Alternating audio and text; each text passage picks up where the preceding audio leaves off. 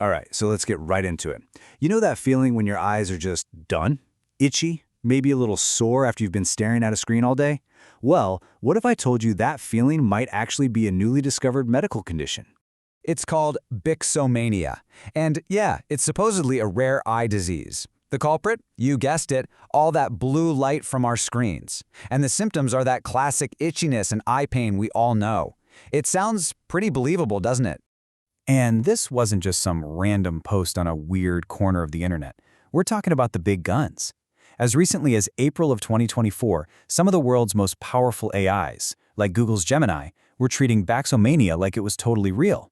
They were even giving out pretty serious-sounding medical advice. But, and you knew there was a but, Bixomania is not real. Not even a little bit. It's completely made up. And the story of how this fake disease fooled some of the smartest algorithms on the planet, well, it tells us a ton about the wild mix of information we swim in every single day. So today, we're going to unpack this AI hoax. Then we'll look at some classic old-school human deception, sift through all that other noise online, and try to answer the big one. How do we even find what's true anymore? So this whole thing kicked off as an experiment. A team of researchers over in Sweden basically wanted to poke the bear. They wanted to see if our new AI gatekeepers were actually any good at spotting, total nonsense. So they just invented a disease. And what's really wild is how fast this all happened. So in March 2024, these fake scientific papers get uploaded. By April, we're talking just 1 month later, AIs like Microsoft's Copilot are confidently telling people that Bixomania is an interesting and relatively rare disease. But then it gets even crazier. The lie actually escaped the internet and infected the real world. A real, peer-reviewed scientific paper cited the fake Bixomania research. It took them 2 years to officially retract it. Unbelievable. And here's the best part. This is where it just gets comical. The researchers weren't even trying to be sneaky about it. The author's name was fake. The university, Asteria Horizon, doesn't exist. In the acknowledgments, they thanked a professor from Starfleet Academy, from Star Trek. And the funding? It supposedly came from the Professor Bob's Sideshow Fund. Yep, that's a Simpsons reference. Best of all, deep in the text, there was a disclaimer that flat out said the whole thing was a fabricated study of 50 made-up people, and the AI just gobbled it all up as fact. So you really have to stop and think about this. If our most advanced AI can be duped by a bunch of obvious jokes from Star Trek and The Simpsons, what happens when it comes up against deception that isn't a joke? What about the kind of lies that people deliberately try to hide?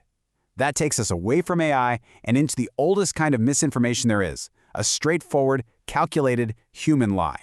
And for that, we're going to look at a real-world case from Russia. This is about a judge named Anastasia Selendina. There's no AI involved here, no fancy algorithms. This is just a story about numbers on a page that simply don't add up. Okay, look at these numbers. Over 3 years, the judge and her husband, who, by the way, officially worked as a janitor, reported a combined income of about 8.6 million rubles. But in that same period, they somehow bought property worth more than 78 million rubles. That is a massive gap, almost 9 times what they officially earned. And we're not just talking about one fancy house. An official investigation found that this judge and her janitor husband owned 14 separate properties. 14! See, this isn't an AI getting confused. This is deliberate, well-documented, and very, very human deception hiding in plain sight. So, we've got AI making things up, and we've got people telling lies. But let's be honest, most of the stuff we scroll past every day isn't so black and white, is it? It's what you could call the internet's background noise. All the content that isn't really trying to be true or false. It's just trying to be useful or maybe persuasive. Just look at these 2 examples. On one side, you've got Max. It's a Russian government chatbot that helps over 2 million people a day with things like paying bills. It's purely functional, it's a tool. It's not telling you a story. Then on the other side, you've got an ad for a new smartphone. This is persuasive content. It's not necessarily lying, but its entire purpose is to make you want something, using these big, powerful ideas, like a slogan that promises you'll be able to see the real. And that really gets to the core of the issue, right? Our online world is this messy soup where everything is mixed together. You have AIs that just confidently make stuff up, people who are deliberately lying, genuinely useful bots, and ads trying to sell us something. So in the middle of all of that, how are we supposed to figure out what's what? Let's just come back to that smartphone slogan for a second, to see the real. There is a deep irony there, don't you think? In a world just saturated with AI-generated pictures, perfectly curated social media lives, and straight-up misinformation, the promise of seeing reality has become the ultimate sales pitch. So I want to leave you with this question.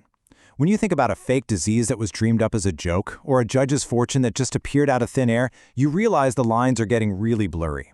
When a lie can end up in a scientific journal and corruption can hide in an official document, our biggest challenge isn't just about finding information anymore. It's about figuring out how to prove it's real. In a world full of so many convincing stories, how do we actually prove what's true?